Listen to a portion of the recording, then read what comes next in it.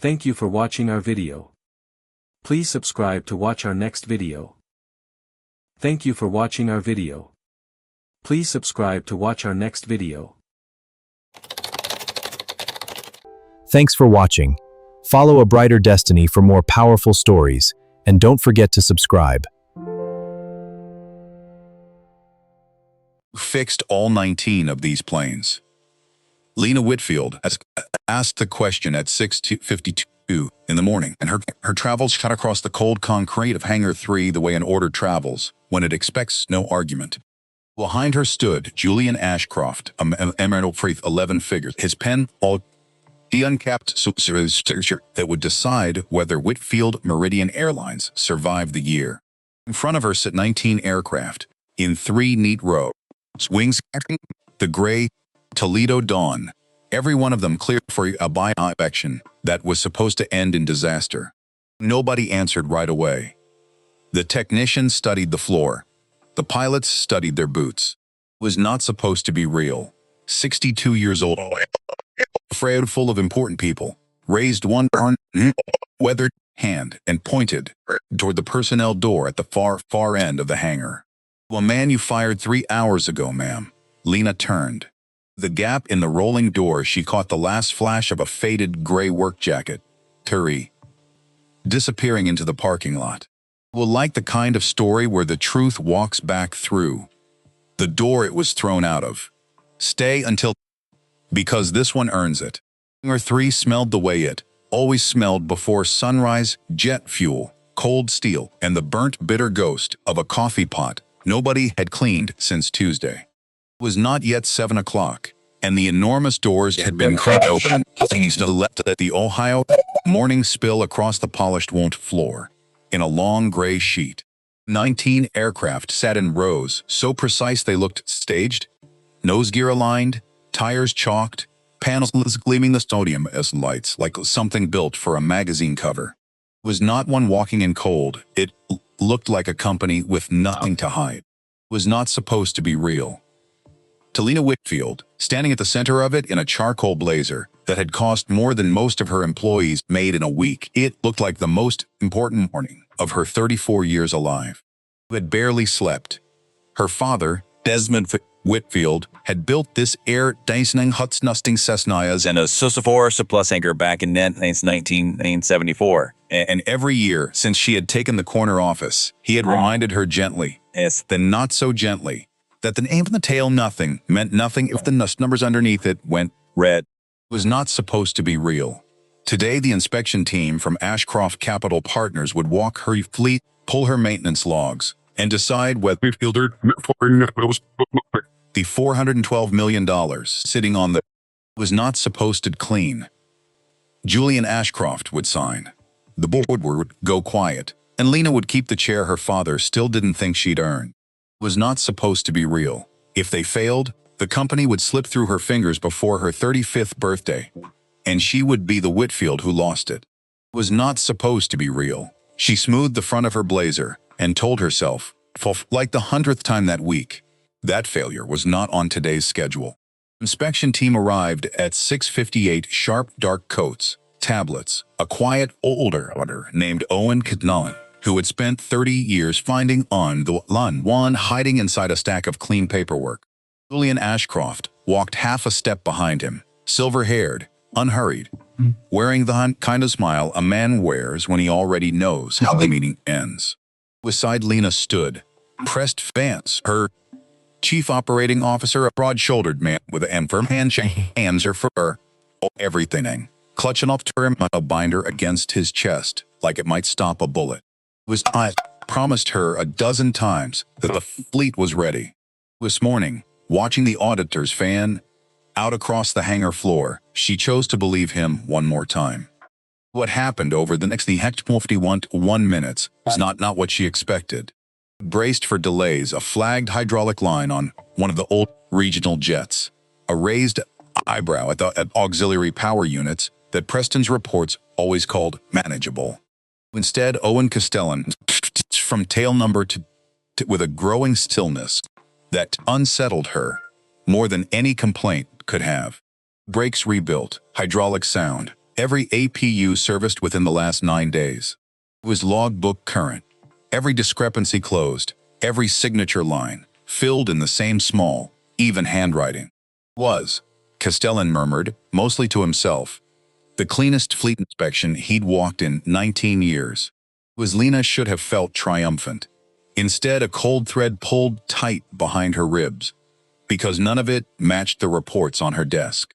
For 7 months, those reports had described a held together by patience and deferred parts, a maintenance depot, one bad week white from grounding half the airline, who had cut the technical budget by 31% based on those numbers, who had let 2 senior mechanics go based on those numbers, was not supposed to be real.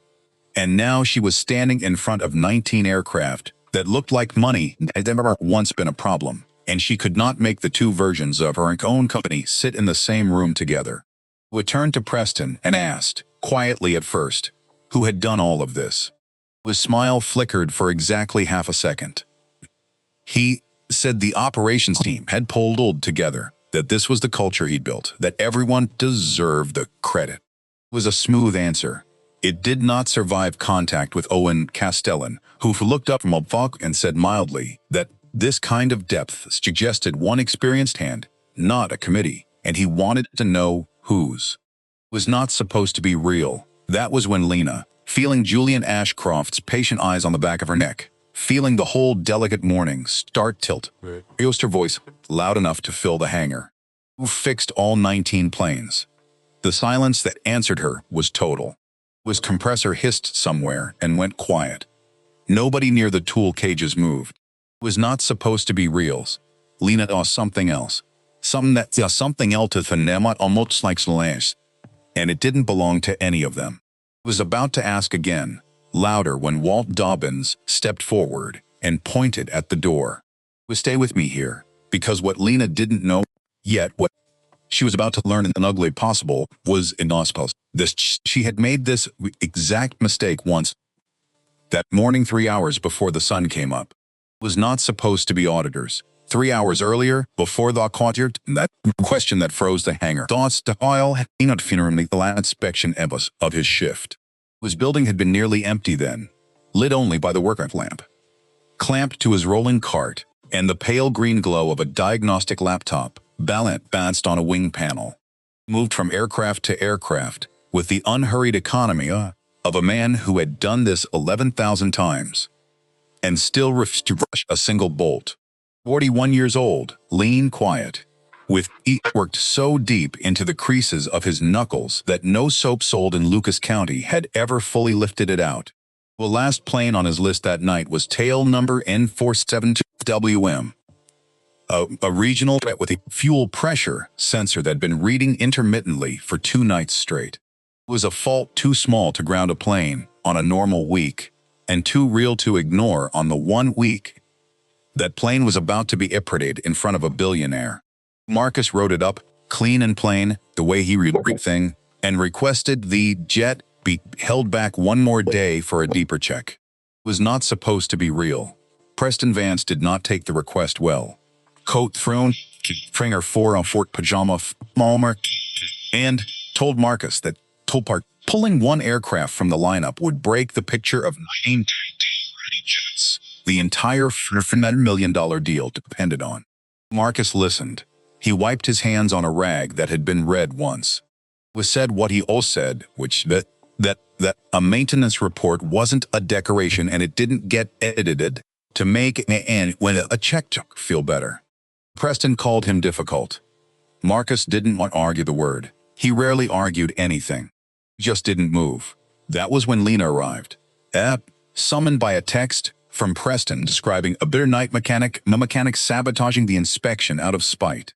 Walked in tired, tense, unwilling to lose the morning to a labor dispute, and found a soft-spoken in a faded gray jacket, refusing to sign a form. Preston framed it exactly the way he'd framed it in the text. Bitter, slow, doesn't understand the pressure this company is under. Lena, who had never spent full shift on that hangar floor, who knew Marcus Doyle only as a name Preston had flagged twice in last quarter, believed him. Ordered him to sign, He declined. If we need 19 ready aircraft, Marcus said, without any heat in his voice at all. Then we need 19 aircraft that are actually ready. It was 19 that were ready by a deadline. In front of the assembled night crew, in front of a carefully arranged version of events, it sounded like insubordination. It was not supposed to be real. Lena heard a man hen the single most important morning of her career, and she made the decision fast the way her father had always told her strong people make decisions. One mechanic doesn't get to stop an entire airline, she said. It was Marcus didn't beg. He reached up, unclipped his employee badge, and set it gently on the workbench between them. One airline, only one person brave enough to say no, he said. So whole skies doesn't have to pay for the yes. It was not supposed to be real. Then he packed, security waited by the door, and he walked out without looking back. Behind him, unseen, Preston Vance slid the honest fuel sensor report out of the active file and tucked it into a folder marked, in his own handwriting, hold. It was 4:29 in the morning. The house of Talu's hole to that sat on the edge of a quiet street ombre, sat to lay it small and a little tired, the kind of house twas porch lights stayed on Tita Elon, even when nobody was expected. Inside, taped to the refrigerator, was a crayon drawing of an airplane with a stick figure standing under it, and 6 careful words in a 9-year-old's handwriting. My dad fixes the SKY. His daughter Ruby was the reason for all of it. It was not supposed to be real. After his wife died 2 winters ago, Marcus had made a quiet arrangement. With his own life, he would no be SDOs. No, his least he was would belong to a little girl already lost one parent, and couldn't afford to feel like she'd half lost another. Been a certified engine specialist once, at a major carrier out of Detroit, respected, well paid, on a track toward an office with a window. It was not supposed to be real. He'd walked away from all of it without a second thought, because a night mechanic could be home when the school bus pulled at 1 in the afternoon. His phone buzzed on the workbench that morning, before the sun was even up. Ruby, awake too early, asking in her small serious voice whether he'd be home for dinner. He told her yes. He told her everything was fine. Well, kept it light, and she heard nothing of the storm closing in around him, because he had a long time ago that a father's job is to carry the weather so his kid can stay in the sun. 3 states over, mechanics who'd trained under Marcus Doyle still called him for advice at 2 in the morning. He would stand next to a running engine and name the failing bearing by sound alone. It was the full maintenance history at Whitfield in his head, the way other men carry their kids' birthdays. Never bragged about any of it. He seemed almost embarrassed when a younger tech asked him to explain what he'd just heard. He simply knew. And for 7 months, as the company spiraled through its financial crisis, that knowledge had been the only thing standing in between the fleet and disaster. Never took extra pay for the extra hours. Pete Proanzen always said to go, the company was struggling, that everyone had a sacrifice. It's up to he'd done the work for money in the first place. He asked for exactly one thing in return. Every time, that no aircraft be pushed into the sky before it was actually safe. It was cost the company nothing but honesty. In the end, it turned out to be the one thing they weren't willing to give him. In the tool bag over his shoulder, that morning was a notebook, soft at the corners, that nobody at Whitfield Meridian had ever thought to ask about. Inside it, in small even handwriting, was the true history of fleet, every fault, the date, 8 and hour he'd found it, the part number, the name of whoever had witnessed the repair, and beside more entries than he liked to count. A note of the warning not heed and up the fian and in the silence that had come back down. It wasn't a diary. It was a record. And a record, Marcus had learned across a lifetime of machines, is the one thing a lie can never fully erase. It was not supposed to be real. Back in the ring, quiet after Walt Dobbins pointed toward the door, Lena tried to claw the room back under control. Went down the line of team leads one by one, asking each of them to explain who had actually done the work on 19 aircraft. It was experience. somebody always stepped forward to claim credit. Instead, she got a wall of careful silence, because every person on that floor knew exactly whose work it was, and not one of them was willing to lie to her. With the auditors standing right there. It was Walt Dobbins who broke it a second time. 29 years flying for this company had made him too old to be scared of a young CEO or a billionaire in a nice coat. For months, he said, whenever a pilot wrote up a fault, Preston found a reason to defer it. It was Marcus found a way to fix it before the next departure. He told her about a landing in an ice storm as the flight that never should have been a dispatch. Saved it because Marcus would festival or X force is instinct would fix a brake problem no official effort or had ever acknowledged. It was not supposed to be, Walt said. Would have been grounded months ago if Mark only done what this company actually paid him to do. It was young technician named Tyler Grant found his own nerve then. 26 years old, still visibly shaking, but unable to let the silence swallow the truth any longer. Said Marcus had personally taught the entire night crew a break company, and that without it, and at least 6 jets sitting in that hangar would have been pulled from service months ago. It was not supposed to be Rin. Insisting Marcus had simply followed procedure, that operations deserved the credit for the results. Was not supposed to be real. Walt Dobbins turned and looked at him with an expression that was almost gentle in how much contempt it carried. No, the old captain said, this company forgot about us. It was Marcus kept us alive. The words landed on the concrete like a dropped wrench, and nobody, not even Preston, tried to pick them back up. Lena had fired a man that morning, believing he was wrecking her schedule out of spite. Now, one after another, the people who actually kept her flying her were telling her he was the entire reason she had a fleet to show a billionaire at all. Ordered someone to call him back. Security reported he'd already cleared the employee lot.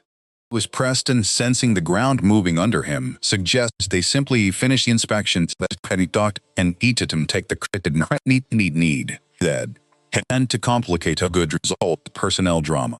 Was Owen Castellan had gone quiet in a different way, and he asked to see raw technical entries in the logbooks, not the summaries. Was that request changed everything? The official summaries credited operations, clean and corporate and reassuring. It was buried in the deep annotations, the layer no busy executive ever reads. Castellan found a recurring personal identifier, a code one specific mechanic used to sign his most detailed work.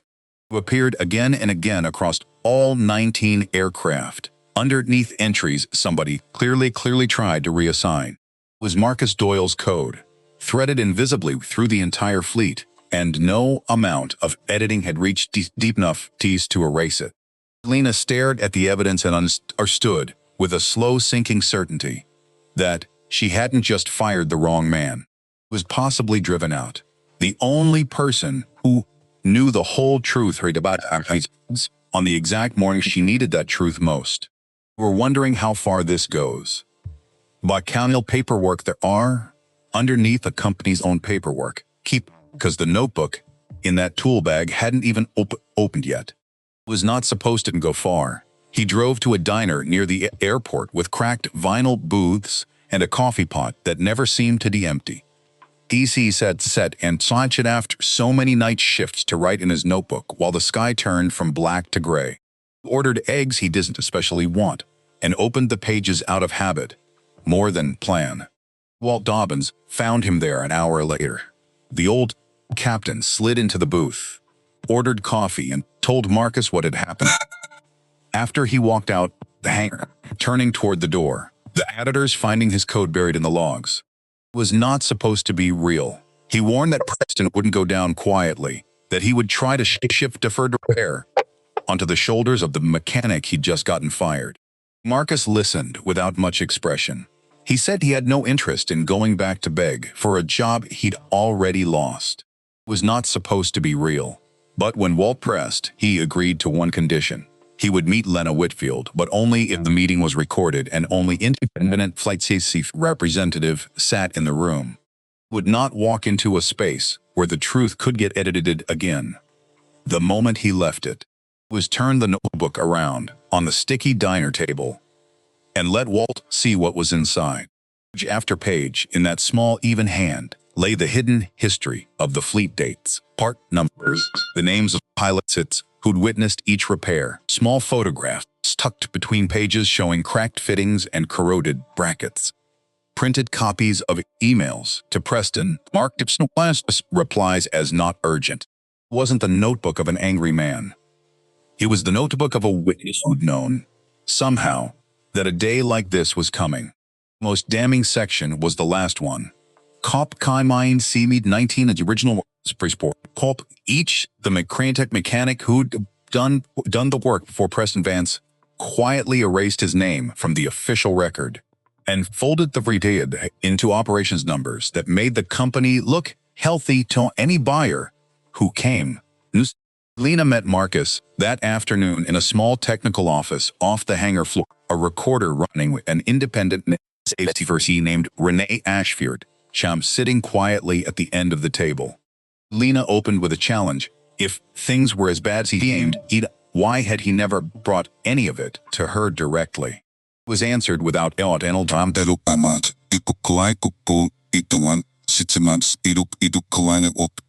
7 months is what and 3 what we honors is we shitler. Down and are tight numb died flat like not urgent by Preston Vance before it could climb high enough to reach her desk. Slid a printed list across the table. The tracking numbers were real. His dates were real. The pattern undeniable. Eldar, Lena looked at 17 attempts to warn her. Each one strangled before it could reach her, and for a long moment she couldn't speak at all. Wanted to know who fixed 19 planes, Marcus said quietly. His better question is who let them stay broken for this long. It was after brought in her legal counsel, Nora Fitzgerald, a sharp-haired woman who'd raised private concerns about the Ashcroft deal for weeks and been overruled every time. Reading the contract again with fresh eyes, Nora found a clause buried deep in the post-closing one that let the chop Houston spoofs purchased by up to 19% if any maintenance discrepancies surfaced after signing.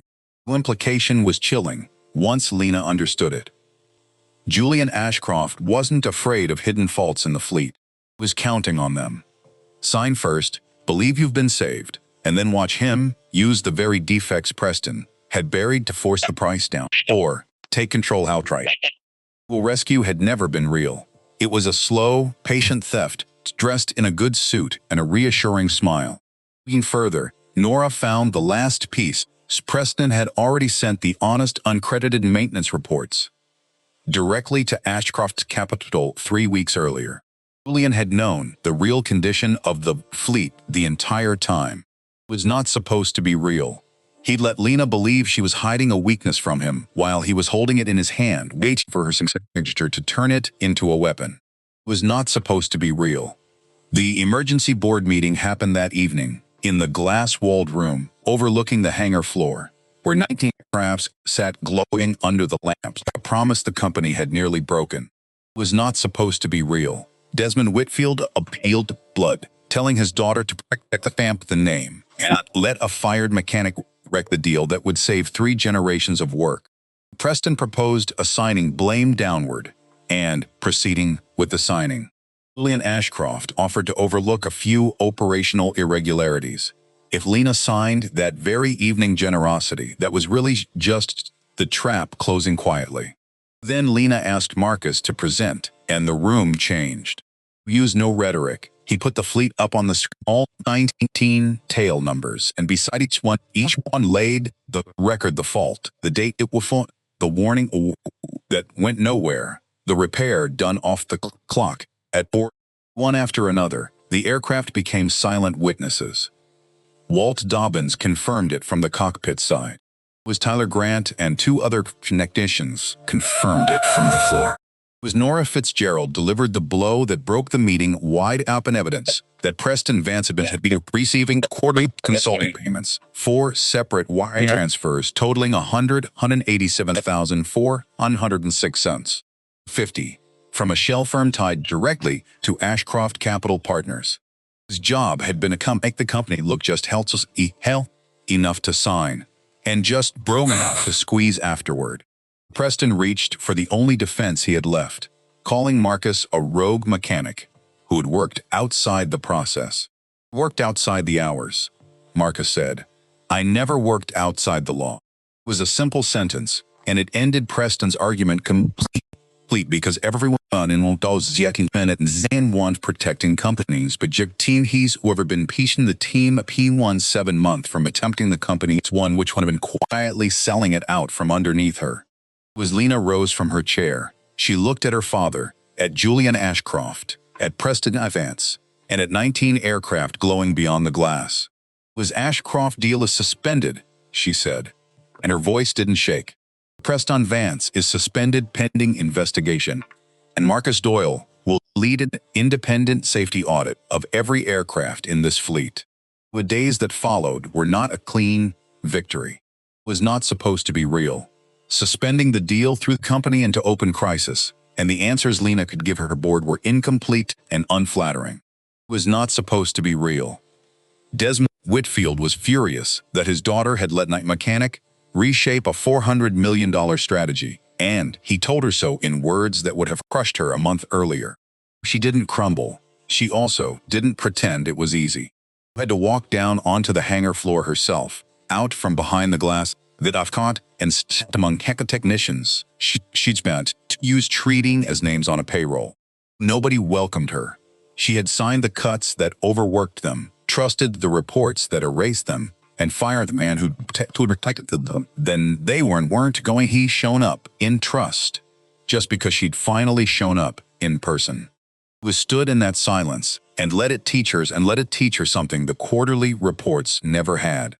Marcus was reinstated, but he refused to simply return to what he'd been. He came back with 3 conditions.